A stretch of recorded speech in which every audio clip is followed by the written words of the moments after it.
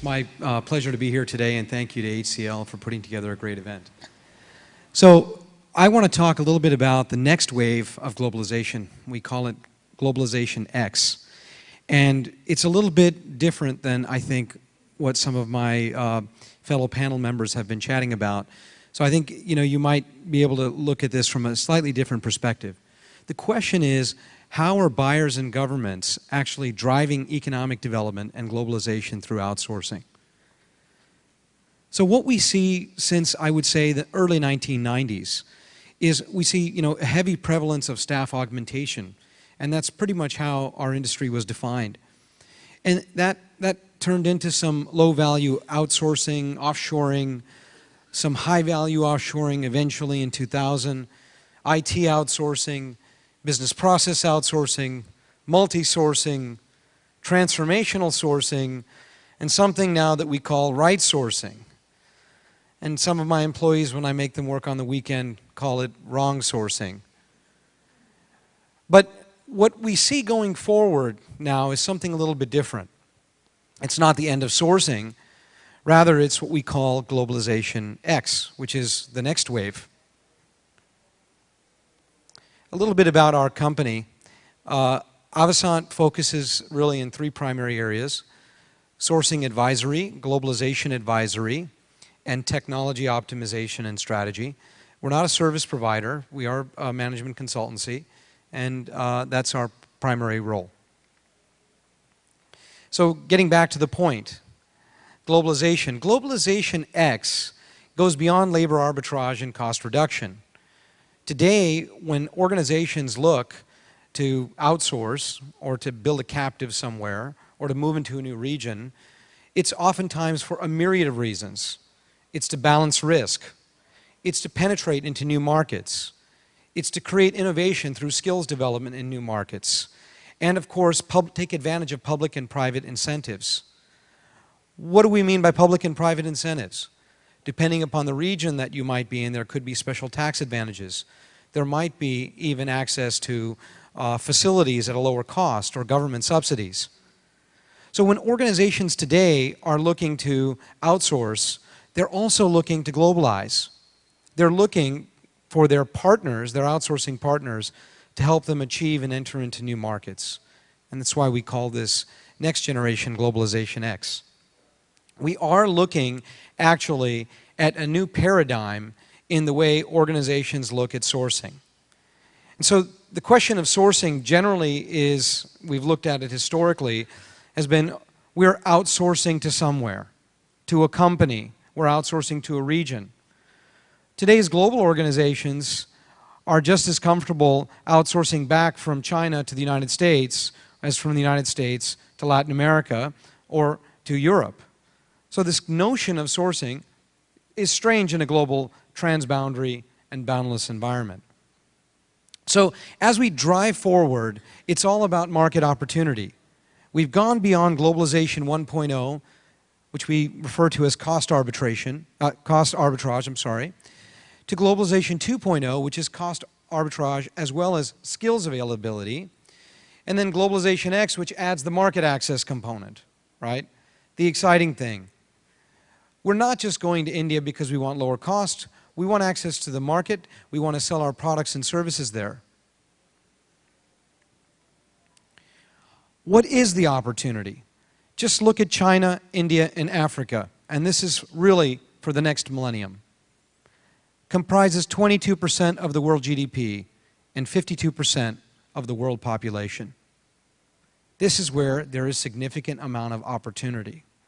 And I laugh whenever I hear our friends in the industry saying, oh, well, we're just looking downward in the United States. Things are looking very bad. I tell them, why don't you go take a look at Europe? Things can be worse.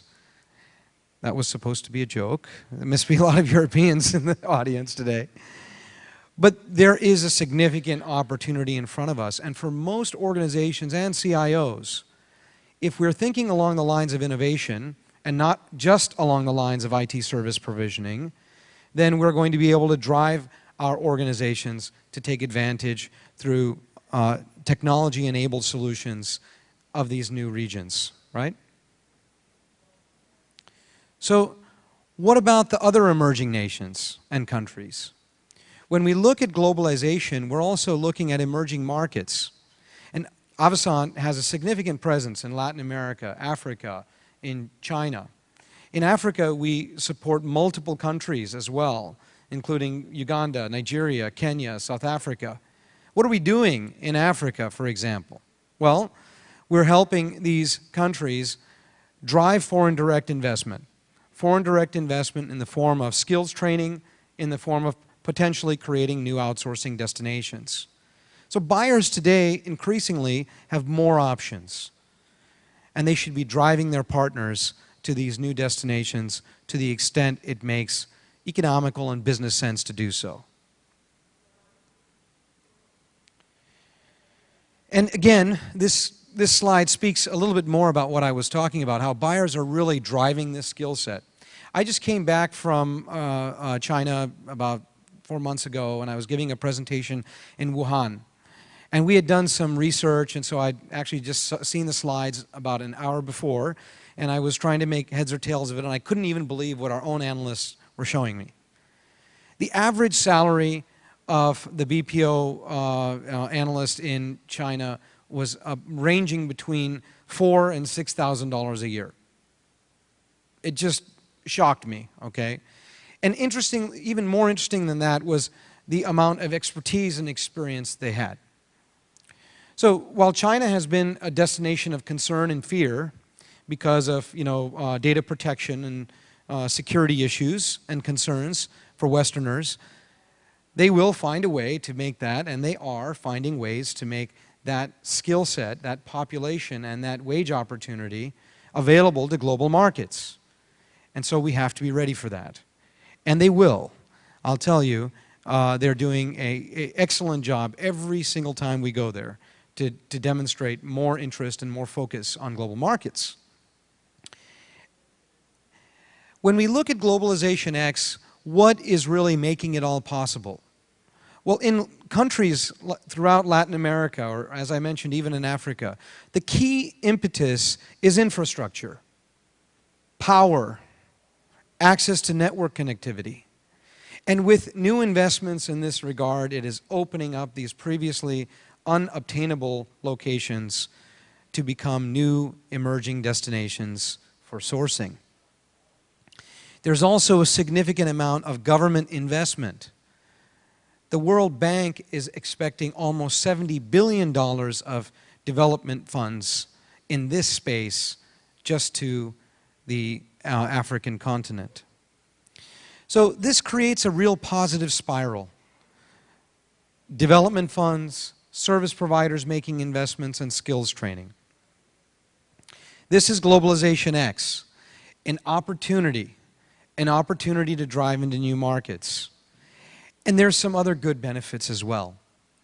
Through globalization, we're seeing reduced global unemployment in emerging nations. We're seeing an increased pool of trained and educated resources, improved green initiatives, both indirect job growth as well as a result of bringing new jobs to these locations, and an improved global standard of living. So while we might be seeing some global rebalancing, as we call it, in the 21st century, we're also seeing an opportunity again for creating some better standard of living for many of these emerging nations. I'll give you an interesting case study. This is one which Avasant has been working on and through our foundation. So actually today I chose not to give any sourcing advisory case studies because I thought this might be a little different. So one of the things that we're working on with the Rockefeller Foundation is we're doing something called impact sourcing. And impact sourcing is designed specifically to skill and train those individuals throughout the emerging nations that actually have no training whatsoever, okay? The poorest of the poor. And the opportunity is quite amazing. There is a potential of employing, as we call them, socioeconomically disadvantaged people in BPO centers. It has the potential to reach 20 billion and employ 780,000 jobs. Quite amazing. Quite amazing. So globalization, as we see it today, pushed forward by sourcing, is having some dramatic effects in the global marketplace. And finally, globalization is also, particularly Globalization X, it's a new way of doing business for all of us. It's worth mentioning some of these key facts. 294 billion emails sent every day. 800,000 petabytes of digital information created in 2009 with 1.2 million in 2010. 1 billion videos watched on YouTube in 2009 with 2 billion expected in 2010. More e-books than physical books sold in the Christmas of 2010. Enterprise mobile apps to grow to 78 million by 2013, and 450 billion transactions on the internet daily. This is a new way of doing business. We can't go backwards, and there is an opportunity for all organizations in Globalization X. Thank you.